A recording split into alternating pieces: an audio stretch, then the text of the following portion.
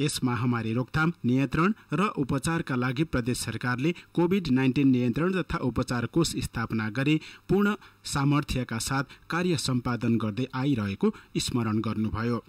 महामारीको रोकथाम, नियन्त्रण र उपचारमा प्रत्यक्ष वा अप्रत्यक्ष रूपमा संलग्न राजनीतिक दल, निजी क्षेत्र, सहकारी, सामुदायिक संस्था, सञ्चार क्षेत्र, राष्ट्र सेवक, कर्मचारी लगायत सम्पूर्णलाई हार्दिक धन्यवाद व्यक्त गर्नुभयो। यस महामारीका विरुद्धको अभियानमा धैर्यतापूर्वक जुट्न सबैलाई आह्वान समेत सभामा गर्नुभयो।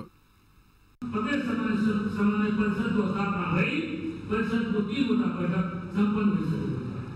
प्रदेश समन्वय परिषदको बैठकबाट गरिएका निर्णयहरूलाई प्रभावकारी रूपमा कार्यान्वयनमा लगिएको छ। संविधानमा व्यवस्था भएको अन्तर प्रदेश परिषद र अन्तर सरकारी नीति परिषदको बैठकपछि निर्णयहरू कार्यान्वयन भइरहेका छन्। कोभिड-19 को रोकथाम, नियन्त्रण र उपचारका लागि प्रदेश सरकारले विशेष कार्यक्रमहरू सञ्चालन गरिरहेको छ। हार्दिक आभार व्यक्त गर्न चाहन्छु। यसको रोकथाम र नियन्त्रणमा अघि मोर्चामा सक्नुहुने चिकित्सक, स्वास्थ्यकर्मी र सुरक्षाकर्मी तथा व्यवस्थापनका सबैलाई हार्दिक समग्र प्रदेशका 12 जिल्लामा विभिन्न कार्यक्रम लिएर आगामी दिनमा तीव्र विकासका लागि सबैको साथ, सहयोग र समर्थन आवश्यक रहेको नीति तथा कार्यक्रममा उल्लेख गरिएको छ। कोभिड-19 ले सार्वजनिक सेवा प्रवाह, विकास निर्माणका कार्य र नियमित रूपमा सञ्चालन गर्नुपर्ने कार्यक्रम र आयोजनामा प्रत्यक्ष रूपमा नकारात्मक असर पुगेको छ। सेवामूलक, उत्पादनमूलक, औद्योगिक र व्यापारिक क्षेत्रहरू कोभिड-19 को कारणले अवरुद्ध भएका छन्। उत्पादन, आपूर्ति र वितरण प्रणालीमा गम्भीर प्रभाव पर्नुका साथै यस प्रदेशको पहिचानका रूपमा रहेको पर्यटन क्षेत्रमा समेत गम्भीर रूपमा धक्का पुगेको छ। नीति कार्यक्रमका बारेमा सत्ता पक्षका सांसद नेकपाका प्रमुख सचेतक भूमेश्वर ढकालले भने निराशा नहुन र आगामी दिनमा नीति तथा कार्यक्रमले सर्वाङ्गीण विकासमा ध्यान दिएको प्रतिक्रिया दिनुभयो। प्रदेश सरकारको तर्फबाट प्रदेश सरकारको नीति तथा कार्यक्रम सार्वजनिक भएको छ। स्वाभाविक रूपमा यो नीति तथा कार्यक्रमले मूलतः कृषि क्षेत्रलाई बेसी फोकस गरेको छ। कृषिमा आधारित भएर रोजगारीको सिर्जना गर्ने, कृषि क्षेत्रलाई बढावा दिने, प्रदेशको चाहिँ आर्थिक समृद्धिको कामलाई कृषिसँग जोडेर अगाडि लैजाने गरी मूलतः कृषिलाई फोकस गरेको छ। सँगसँगै महामारी जुन कोभिड-19 छ यसको रोकथाम गर्ने कुरा, यसबाट प्रदेशका जनताहरूलाई चाहिँ सुरक्षित बनाउने कुरा र यसको विरुद्धमा सबै प्रदेशका जनताहरूलाई चाहिँ एकीकृत ढङ्गले चाहिँ लड्नको निम्ति, जुझ्नको निम्ति प्रेरित गर्ने कुरा र यसको रोकथामको निम्ति गर्ने अनेकौं प्रयासहरूमा चाहिँ एकताबद्ध भएर अगाडि जाने गरी त्यो पनि कार्यक्रमलाई चाहिँ सृजना गरेको छ। प्रदेश सरकार स्थापना पश्चातको करिब 2 वर्ष 4 महिनाको अवधिमा 3वटा नीति तथा कार्यक्रमहरूको माध्यमबाट संविधान प्रदत्त अधिकार बमोजिमका कार्य जिम्मेवारीहरू व्यवस्थित र नतिजा उन्मुख रूपमा सम्पादन गरी प्रदेश सरकार खोजिने, देखिने र भेटिने सरकारको रूपमा स्थापित हुन सफल भएको छ। समृद्ध प्रदेश, खुशी जनताको दीर्घकालीन सोच प्राप्त गर्न आर्थिक, सामाजिक र सांस्कृतिक विकासका उद्देश्य सहित नीति र कार्यक्रम व्यवस्थित रूपमा अघि बढाइएका बेला महामारीका कारणले उत्पन्न परिस्थितिको सामना गर्न बाध्य भएको छ। विदेशबाट आगामी दिनमा अत्याधिक युवा नेपाल आउने आकलन गर्दै रोजगारका विषयलाई समेत प्राथमिकतामा राखिएको छ। तर प्रतिपक्षी दल नेपाली कांग्रेसका सांसद फखरुद्दिन खानले भने नीति तथा कार्यक्रममा समेट्न पर्ने विषय सबै रहेको भए पनि यसका कार्यान्वयन पक्ष त्यति सहज नहुने प्रतिक्रिया दिनुभयो। अति महत्त्वाकांक्षी नछुटाएको विषयवस्तु कुनै पनि छैन, तर कार्यान्वयन पक्षमा जटिलता छ। जस्तोसुकै संकटका बीचमा मानव जीवनको रक्षा गर्दै आर्थिक र सामाजिक जीवनलाई सहज बनाउने अभियानलाई नीति तथा कार्यक्रमले समेटेको छ। प्रदेश सरकारले मुलुककै समुन्नत र समृद्ध नमुना प्रदेश बनाउने उद्देश्यका साथ कार्य सम्पादन गरिरहेको छ। प्रदेशको प्रथम आवधिक योजनाको लक्ष्य बमोजिम प्रदेशको विकास व्यवस्थापनलाई अगाडि बढाउन सरकारका नीति तथा कार्यक्रम आवधिक योजनाको दीर्घकालीन सोच, लक्ष्य र उद्देश्य प्राप्तिमा केन्द्रित रहेका छन्। प्रदेश 5 का विभिन्न आदिवासी जनजाति समुदायको कला संस्कृतिलाई संरक्षण गर्दै यहाँका सबै समुदायलाई समुन्नत प्रदेश अभियानमा डोर्याउँदै काँधमा काँध मिलाउने नीति तथा कार्यक्रममा उल्लेख गरिएको छ। यसरी नीति तथा कार्यक्रममा उल्लेख भएका विषयलाई अक्षरश पालना गरी सोही मार्गमा हिँड्न सके प्रदेश 5 को विभिन्न योजना र नीति तथा कार्यक्रममा उल्लेख भए जस्तै समृद्ध बन्न सक्ने सम्भावनालाई भने नकार्न सकिँदैन। मिलन गाहा, नेपाल टेलिभिजन, रूपन्देही। प्रदेश नम्बर 5 सरकारले प्रस्तुत गरेको आर्थिक वर्ष 2077-78 को नीति तथा कार्यक्रममा कृषि क्षेत्रलाई विशेष प्राथमिकता दिएपछि रोल्पाका किसानहरू हर्षित भएका छन्। नीति तथा कार्यक्रममा स्वदेशी श्रम, स्वदेशमै पसिना, गरौँ व्यावसायिक कृषि, यसैबाट हुन्छ प्रदेशको समृद्धि जस्ता नयाँ कार्यक्रमले किसानहरू उत्साहित बनेका हुन्। हेरौँ रोल्पाबाट माधव ओलीको एक रिपोर्ट। कोरोना भाइरस कोभिड-19 का कारण आगामी आर्थिक वर्षको नीति तथा कार्यक्रममा प्रदेश नम्बर 5 सरकारले कृषि क्षेत्रलाई प्राथमिकता दिएपछि कृषि कर्ममा लागेकाहरू खुसी भएका छन्। प्रदेशको एकमात्र हिमाली जिल्ला रुकुम पूर्वलाई अर्गानिक जिल्ला घोषणा गर्ने, हरेक स्थानीय तहमा बिउ बैंक स्थापना गर्ने, व्यावसायिक कृषिमा लाग्ने युवाहरूलाई प्रोत्साहन स्वरूप सुलभ कर्जा तथा ब्याजमा अनुदान दिइने, उत्कृष्ट कृषकलाई पुरस्कृत गरिने, मध्य पहाडी बहुउद्देश्य कृषि फर्म स्थापना गर्ने, एक जिल्ला एक स्रोत केन्द्र स्थापना गर्ने, एक स्थानीय तह एक उत्पादन, स्मार्ट कृषि गाउँ कार्यक्रमलाई सबै स्थानीय तहमा लगिने जस्ता नीति तथा कार्यक्रमले यस क्षेत्रमा लाग्ने जो कोहीलाई पनि उत्साहित बनाएको छ। भन्न पर्दाखेरि धेरै पहिले गर्नुस्, यहाँको पुरानो किसान चाहिँ मै हुँ। मैले गर्न लागेको त पञ्चायत कालको पनि 37-38 सालदेखि सुरु, यो नयाँ हो क्या र हैन। तर मलाई आशा के लाग्छ भन्दाखेरि अब अहिलेको जमानामा हैन, आधुनिक तरिका, वैज्ञानिक तरिकाले अब कसो गरी हुन्छ त उत्पादन पनि आओस्, अब जमिन पनि नबिग्रोस् भन्नेमा नै भर पर्ने हुन्छ क्या र। त्यसले गर्दाखेरि यो चाहिँ राम्रो हुन्छ भने अब झनै राम्रो अब प्रयोग गर्न सक्ने कुरा आयो। आगामी आर्थिक वर्षको कार्यक्रममा प्रदेश सरकारले किसानहरूको आय आर्जनमा बढीभन्दा बढी वृद्धि गर्ने पनि कार्यक्रम तय गरेको छ।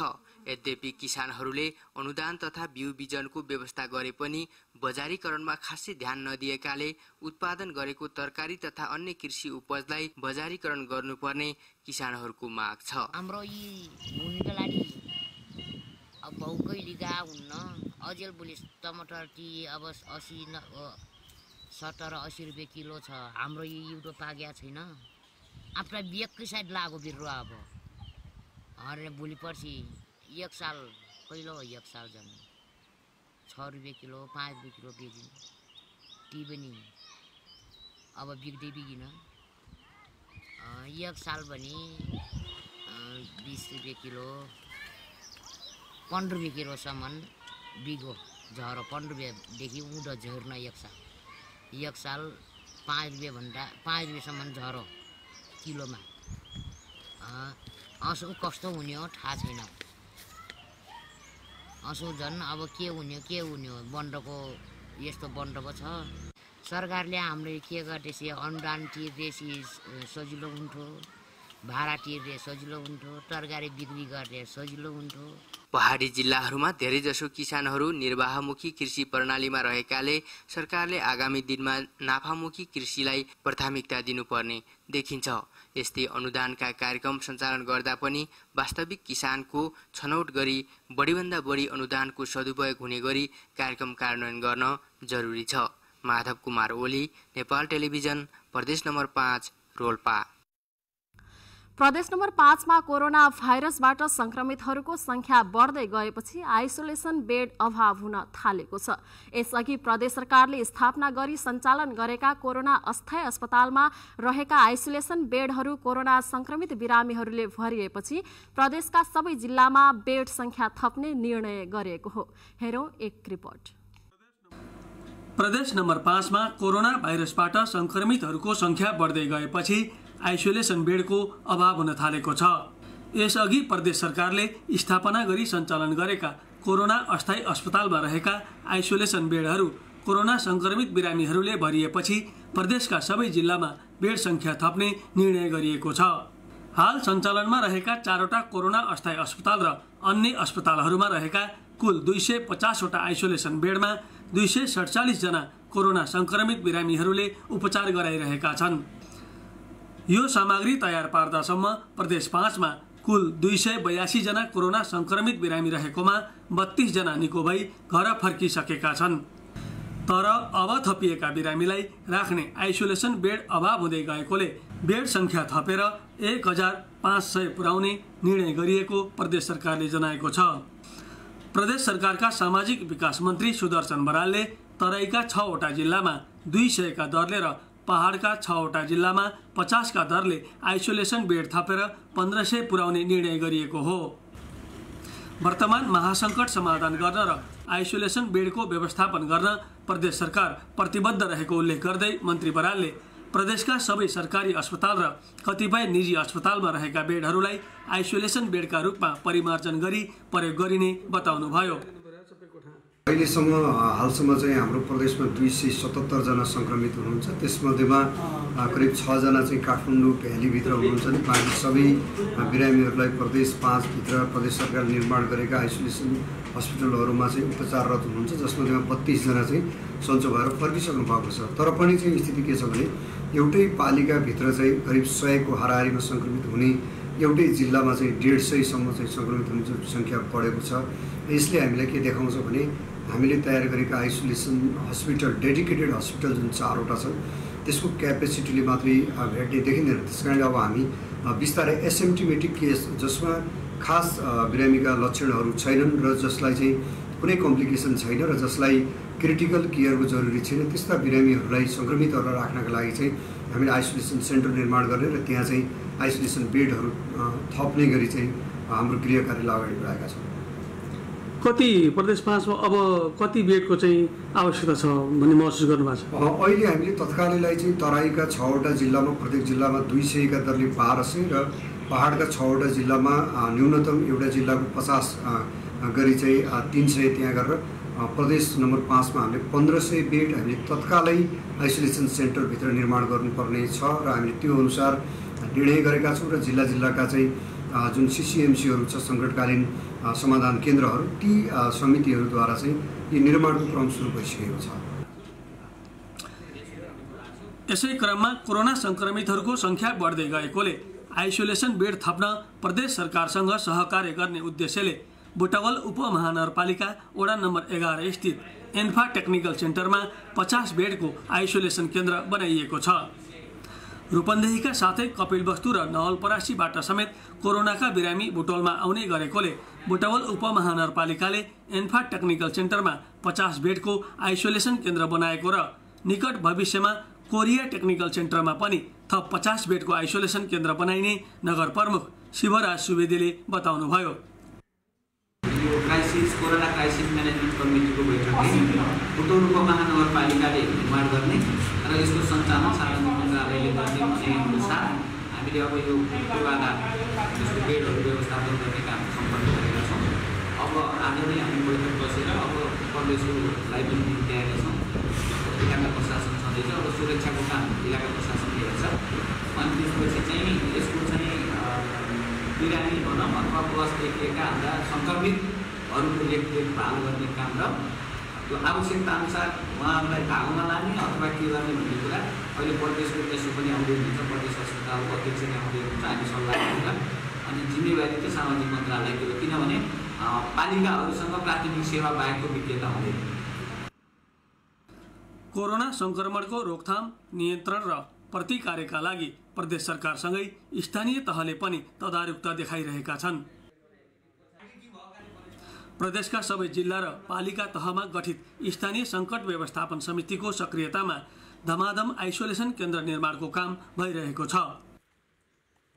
यसबाट कोरोना संक्रमणको सम्भावित महामारी रोक्न सम्भव रहेको विश्वास गरिएको छ। हरीश ढकाल, नेपाल टेलिभिजन, बुटवल। कोरोना भाइरसका कारण लकडाउन लम्बिँदै गएपछि 3 चरणको राहत वितरण गरिसकेको बर्दियाको ठाकुरबाबा नगरपालिकाले अब राहत वितरणको नयाँ शैली अपनाएको छ। अब राहत मात्र होइन, काम पनि दिने भन्दै राहतका लागि काम भन्ने नयाँ योजना सुरु गरेको छ। यस्तो योजनाबाट स्थानीयले काम अनुसारको राहत पाउनेछन् भने पालिकाको विकास निर्माणको काम पनि अघि बढ्ने भएको हो। हेरौँ बर्दियाबाट दिलप्रकाश गौतमको एक रिपोर्ट। यी आफ्नो गाउँ आफै बनाउन जुटेका पौरखीहरू फरुवा समाएर घरबाट निस्कन्छन् अनि दिनभरि विकास निर्माणमा खटिन्छन्। गाउँ गाउँका सडक खनिँदैछन्। यति बेला आफ्नो गाउँ आफै बनाउन जुटेका स्थानीयलाई नगरपालिकाले रोजगारी दिएको हो। विशेष गरी कोरोना भाइरसका कारण लकडाउन लम्बिँदै गएपछि 3 चरणको राहत वितरण गरिसकेको बर्दियाको ठाकुरबाबा नगरपालिकाले अब राहत वितरणको नयाँ शैली अपनाएको छ। अब राहत होइन काम दिने भन्दै राहतका लागि काम भन्ने नयाँ योजना सुरु गरिएको छ, जसबाट स्थानीय स्तरमा विकास निर्माणको काम हुने, स्थानीयले केही रकम पनि प्राप्त गर्ने गरी राहतका लागि कामको नौलो सुरुवात ठाकुरबाबा नगरपालिकाले गरेको हो। ठाकुरबाबा नगरपालिकाले 3वटा चरणमा 4265 घर परिवारलाई राहत बाँडिसकेपछि हामीले चाहिँ अब प्रधानमन्त्री स्वरोजगारको कार्यक्रमलाई र सँगै कामका लागि राहत भनेर यो मान्छेलाई कामसँगै विकासलाई पनि सँगै जोड्नको लागि हामीले गुरुजना बनाउँदाखेरि पनि विकासका लागि जनसहभागिता भन्यौँ। जनसहभागिताबाट मात्रै विकास सम्भव छ भन्ने कुरालाई महसुस गरेर 9वटै वडामा प्रत्येक वडामा 5 लाखको दरले विकासको बाटोहरू बनाउनेदेखि वडाको आवश्यकताको आधारमा योजनाहरू छनौट गर्ने र त्यो छनौट भएको योजनालाई प्रधानमन्त्री कार्यक्रमकै मोडलमा, प्रधानमन्त्री रोजगार कार्यक्रमकै मोडलमा विकास निर्माणको कामहरू गर्ने गरी त्यही मोडलमा त्यही प्रक्रियाबाट सुरुवात गरेका छौँ। यसबाट विशेष गरेर राहत हामीले व्यक्तिको आवश्यकतालाई भन्दा पनि हामीले चामलहरू दिने भयो। व्यक्तिको आवश्यकता त्योभन्दा फरक पनि हुनसक्छ। उसले फरक भएको कुराहरू पनि किन्न सक्ने एउटा अपर्च्युनिटी भयो र सँगै यसले चाहिँ व्यक्तिलाई राहत अब निःशुल्क रूपमा दिने भन्दा पनि काम गरेर रोजगारी हुने पनि भयो र त्योसँगै विकास पनि जोड्न सक्यो भनेर हामीले 9वटै वडामा यो सुरुवात गरेका छौँ। यति बेला ठाकुरबाबा नगरपालिकाका 9वटै वडामा नखुलेका सडक स्थानीयले खोल्न थालेका छन्। सडक सञ्जालको विस्तार गाउँ गाउँसम्म पुगेको छ। 54 लाख बराबरको प्रधानमन्त्री रोजगार कार्यक्रम र 45 लाख बराबरको राहतका लागि काम गरी 1 करोड बराबरको रोजगारमूलक कामको सुरुवात गरिएको हो। नगरपालिकाले यो कोरोना भाइरसको यो खास महामारी चलिसकेपछि धेरै मान्छेहरू बेरोजगार हुने र त्यसपछि उनीहरूको खाद्यान्नको अभाव सृजना हुँदै गयो, जसका कारणले गर्दा हामीले उहाँहरूलाई सुरुका दिनहरूमा खाद्यान्नहरू उपलब्ध गरायौँ। झन्डै 4100 परिवारलाई हामीले खाद्यान्नहरू उपलब्ध गरायौँ। यसरी मात्रै उनीहरूको जनजीविका नधानिने देखिसकेपछि ठाकुरबाबा नगरपालिकाको कार्यपालिकाको निर्णयले हामीले प्रधानमन्त्री रोजगारको कार्यक्रमलाई पनि निरन्तरता दिने निर्णय गऱ्यौँ। यसमा झन्डै 54 लाख रुपियाँ बराबरको हामीले तपाईँको कामको सुरुवात गरेका छौँ र त्यसै गरी ठाकुरबाबा नगरपालिकाको विपद व्यवस्थापन कोषबाट हरेक वडाहरूमा कम्तीमा पनि 5 लाख रुपियाँ पर्ने गरी 50 लाख रुपियाँको हामीले कामका लागि खाद्यान्न खास गरेर यो राहतका लागि काम दिने गरी हामीले चाहिँ यो सुरुवात गरेका छौँ, जसका माध्यमबाट ठाकुरबाबा नगरपालिकाका धेरै नागरिकहरूले यसमा तपाईँको सहभागिता हुने चाहिँ मौका प्राप्त गर्नुभएको छ। 3 चरणमा 4265 घर परिवारलाई राहत बाँडिसकेको ठाकुरबाबा नगरपालिकाले अब घरमा काम गर्ने जनशक्ति नभएका बाहेक अन्यलाई राहत वितरणको काम बन्द गरेको छ। राहतका लागि कामको योजनाले गाउँ गाउँमा रोजगारी मात्र दिएको छैन, स्थानीयले आफ्नो गाउँको सडक आफै बनाउने अवसर समेत प्राप्त गरेका छन्। यो कामबाट एकजनाले दैनिक 900 रुपियाँसम्म कामको आधारमा आम्दानी गर्ने गर्दछन्। राहतका लागि काम योजनाको सुरुवात भएपछि स्थानीयले रोजगारी पाएको भन्दै खुसी भएका छन्। नगरपालिका हमन राहत स्वरूप के बजेट देला वो बजेट अनुसार हमरा अलि चाकिर डगर निकाल खै राहत पे पहिले ओ जाकन हमरा कह पर हमा निंगना अनि यहाँ हाती इठा उ हकना डगर सुविधा हिल कना महिना हामीहरू साङ्ग्रो अवस्थामा थियौँ। बाटो नभएर साह्रै मुस्किल थियो। हामीहरूको साइकल छिर्ने बाटो पनि नभएर आज गर्दा गर्दा गर्दा गर्दा केही सबैसँग वडा अध्यक्षज्यूसँग नगरपालिकासँग हाम्रो केही कार्यान्वयन गरेर अगाडि बढेर अनि जनताहरू सबैलाई नै सक्रिय मुखी राखेर आफ्नो गाउँ आफै बनाऊ भन्ने जस्तो कार्यक्रम ल्याएर पनि र यसमा केही सुधार भएर हामी जनताहरू एकदम खुसी छौँ। अब यो त रोजगारी पाइएको छ, त्यसको खाना यो त खाना बस्नको लागि केही एउटा गरेर खानु परेको छ। अब ठाकुरबाबा नगरपालिकाले जस्तो कि हामीलाई सहायता गरिरहेको छ। अब केही काम बेफाल्तु बस्नुभन्दा काम गरेर खानु हामीलाई छाङबास चलिरहेको छ। 9वटा वडा रहेको ठाकुरबाबा नगरपालिकाका सबै वडामा प्रधानमन्त्री रोजगार कार्यक्रम र राहतका लागि काम भन्ने योजना सुरु भएको छ। सामाजिक दूरी कायम राखेर काम गराइएको वडा नम्बर 2 का सचिव केशव खनालले बताउनुभयो। अहिले लकडाउनको अवस्थामा पनि हामीले हाम्रा जनताहरूलाई यहाँ कोही पनि राहत नपाएर भोको नहोस् भनेर जुन नगरपालिकाले 9,50,000 रुपियाँ विनियोजन गरेको छ, 4वटा सेक्टरमा यसलाई हामीले विभाजित गरेर 4वटा सडकहरूमा दिनभरि त्यहाँका सम्बन्धित गाउँका मान्छेहरूले काम गर्ने, जस्तै 912 जना हाम्रा अहिले राहत खान तत्काल राहत चाहिने यस वार्डका जुन जनमानसहरू हुनुहुन्छ, वडावासीहरू हुनुहुन्छ, उहाँलाई कसरी हुन्छ हामीले अलिकति भए पनि नगरपालिका वडा कार्यालयबाट राहत होस् भन्ने हेतुले राहतका लागि काम भन्ने कार्यक्रम दिएका छौँ। यति बेला रोजगारीमा छिमेकी देश भारत, तेस्रो मुलुक र अन्य जिल्ला गएकाहरू घर फर्केपछि प्रधानमन्त्री रोजगार कार्यक्रमले सबैलाई समेट्न सक्ने अवस्था नभएका कारण स्थानीय स्तरमा वडाले छनौट गरेका विकास निर्माणका योजनाहरू सञ्चालन हुने गरी राहतका लागि कामको सुरुवात गरिएको हो। राहत वितरणमा ढिलासुस्ती एवं पारदर्शिताको चर्चा चलिरहेका बेला ठाकुरबाबा नगरपालिकाको राहतका लागि काम प्रभावकारी देखिएको छ। दिल प्रकाश गौतम, नेपाल टेलिभिजन, प्रदेश नम्बर 5, बर्दिया। हवस् त दर्शकवृन्द, आजको प्रदेश डायरी यति नै। अर्को साता विविध सामग्री लिएर उपस्थित हुनेछौँ। नेपाल टेलिभिजन हेर्दै गर्नुहोला। नमस्कार।